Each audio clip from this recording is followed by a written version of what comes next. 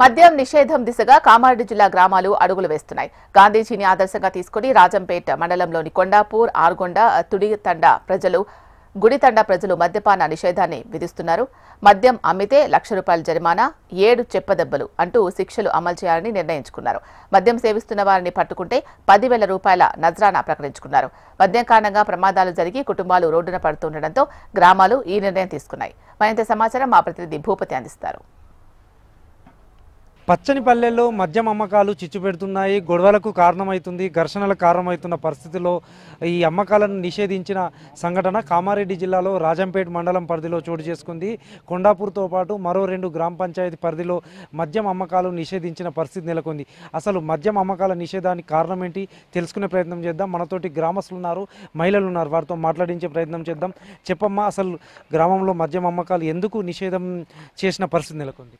చిన్న చిన్న పిల్లలతో పాటు పెద్దోళ్ళు కూడా తాగడం నేర్చుకోవడం వల్ల, తర్వాత ఎడ్యుకేటెడ్ పిల్లలు ఉన్నారు కదా, వాళ్ళు కూడా కాలేజీలో పొంటి వెళ్ళడము, బయట తాగడము, ఇక్కడికి వచ్చి జల్సాలు చేయడము, తర్వాత ఇక్కడున్న వాళ్ళు కూడా పిల్లలు కరెక్ట్ మందులు తీసుకొని తాగడము, పెద్దవాళ్ళు తాగడము, తర్వాత పిల్లలు తాగడము, చిన్న చిన్న వ్యవహారాలు చేస్తూ జల్సాలు చేస్తూ దావతులు చేసుకోవడం అని, పిల్లలకు కూడా దావతులకని అమౌంట్లు తీసుకెళ్లడము, ఇంట్లో సంసారాలు వెళ్ళక భార్యాభర్తలకు గొడవలు కావడము, ఈ మద్యం చేయించడం వల్ల పిల్లలు కూడా స్టడీ కరెక్ట్ చదవడం లేదని, మరొకటి ఏంటంటే వాళ్ళ లైఫ్ పాడవుతుందన్న ఆలోచనతోటి ఈ నిర్ణయాన్ని తీసుకున్నాం. చెప్పండమ్మా, ఎన్ని రోజుల నుంచి మద్యం అమ్మకాలు నిషేధం చేశారు? గ్రామస్తులు ఎట్లా నిర్ణయం తీసుకున్నారు? 3-4 ఇయర్స్ నుంచి మేము అనుకుంటున్నాం సార్, మద్యం అనేది బంద్ అయితే బాగుండని.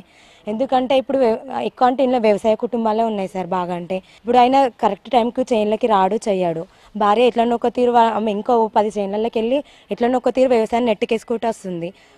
అన్ని ఇప్పుడు పెట్టుబడులు కానీ అన్ని కానీ పోంగ ఎన్ని సార్, మా అంటే మాకు ఒక్క పంట సీజన్కి వచ్చేసరికి 30 నుంచి 40,000 వస్తాయి సార్. వ్యవసాయదారులకు ఉన్నంత కష్టం ఎవరికి కూడా లేదు సార్. అన్ని ఇప్పుడు పోలీస్ శాఖలో కానీ టీచర్ శాఖలో కానీ ప్రతి డిపార్ట్మెంట్లో బాగానే ఉన్నాయి సార్. కానీ వ్యవసాయదారులను మాత్రం ఏ గవర్నమెంట్ ఎక్కువ మంచి పట్టించుకోవట్లేదు సార్. ఇప్పుడు రుణమాఫీ కూడా చాలా మందికి కాలేదు సార్. ప్రతిదీ బాగానే ఇబ్బంది ఉంది సార్. అవన్నీ నెట్టేసుకొని ఒక మహిళ బాగానే సంసారాన్ని తీసుకొస్తామని చెప్పేసి మహిళా సంఘాలలో కూడా ఇప్పుడు శ్రీనిధి కానీ అన్ని తీసుకొచ్చుకుంటే ఆమె ఎట్లనొక్క తిరిగి నెట్టుకొస్తా అని చెప్పేసి తీసుకొచ్చిన అమౌంట్ని కరెక్ట్ టైంకి తీసుకెళ్ళి బార్ షాప్లలో పెట్టడము, చేయడము, పంటకు వచ్చిన డబ్బులు ₹1 కూడా ఇంట్లో చూపించకపోవడము, ఏమన్నా అంటే మీదికి ఇట్లా చెట్టుకి ఇట్లా ఊరేస్తా అని చెప్పేసి మెడల్ బట్టి లావట్టడము, లేకుంటే కొంగుతోటి ఊరుబెట్టడము, అన్ని బ్లాక్మెయిల్ చేసుకుంటూ బాగా హింసిస్తారు సార్. ఇలాంటి సంఘటనలు 2-3 చూసినా సార్. నేను రీసెంట్గా ఒక 3-4 చూసినా సార్. హస్బెండ్స్ భార్యలను వేధించంగా ఇట్లా డబ్బు పరంగా ఇట్లా. నేను ఇదంతా మద్యమత్తు వల్లనే ఇట్లా చేస్తారు సార్. ఒకవేళ ప్రాణాలు తీసి కూడా మేము తీయలేమని చెప్తారు సార్. వాళ్ళు మత్తులు ఉన్నప్పుడు ఏం తెలుస్తుంది సార్. మంచి నిర్ణయం తీసుకురని నేను అనుకుంటున్నా సార్. ఇక ఓకే, గ్రామస్తులు కూడా ఈ నిర్ణయాన్ని తీసుకున్నారు. ఇక్కడ నిర్ణయం ఏమని తీసుకున్నారు? అసలు మీరు నిర్ణయం తీసుకోవడానికి గల కారణం ఏంటి? ఈ కొండాపూర్ గ్రామం నుంచి 3 ఉమ్మడి గ్రామ పంచాయతీలు, శేర్శంకల్ తాండా, గుడితాండా గ్రామ పంచాయతీ, కొండాపూర్ 3 గ్రామ పంచాయతీలు పెద్ద మనుషుల సమక్షంలో అందరం కలిసి ఒక 6 నెలల నుంచి కృషి చేసి ఈ కలిసికట్టుగా నిర్ణయం తీసుకున్నాం. ఎందుకనగా ఇది పిల్లలు కానీ పెద్దలు కానీ ఇప్పుడు మద్యం సేవించి బండ్ల మీద ఫంక్షన్స్ కానీ అక్కడి కానీ ఇక్కడి కానీ వెళ్తూ యాక్సిడెంట్లు అయ్యి చాలామంది ఒక 15 నుంచి 20 మంది దాకా యాక్సిడెంట్లు అయినాయి. అందులో ఒక 5-6 మా కళ్ళ ముంగటనే చనిపోయారు. వాళ్ళు చితికి మొత్తం హాస్పిటల్లో డబ్బులు పెట్టి బతకలేని స్థితిలో మొత్తం సంసారాలన్నీ రోడ్ల పడ్డాయి. అట్లాంటి వాళ్ళని చూసి మేము చలించిపోయి అందరం పెద్ద మనుషులం అందరం కలిసికట్టుగా ఈ మద్యాన్ని నిషేధిస్తే కానీ మన ఊరు బాగుపడదు. కొండాపూర్ సరౌండింగ్ ఏరియాను, మా విలేజ్ను చూసి, కొండాపూర్ను చూసి ఆదర్శంగా అన్ని గ్రామ పంచాయతీలు ఈ నిర్ణయం తీసుకోవాలని మేము ఇదే నిర్ణయం తీసుకున్నాం సార్.